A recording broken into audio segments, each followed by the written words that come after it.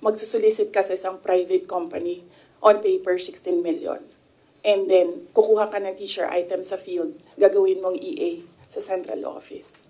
Hindi pwede yun. VP, in relation to that, since you brought up yung names po ni Attorney Poa and Attorney Monsayak. So during the probe earlier, she said that yung reason daw kung bakit daw siya nilet go ng DepEd nyo po was that she disagreed daw with Attorney Monsayak's suggestion that bidders in the DepEd computerization program just discuss it among themselves to avoid failed bidding. Ngayon ko lang narinig yan. Sa kanya ko lang narinig yan. Pero ako ang nagsasabi, kasi I was the one who fired her out of the Department of Education. Yung dalawang rason na yon, ang rason kung bakit siya pinaalis sa Department of Education.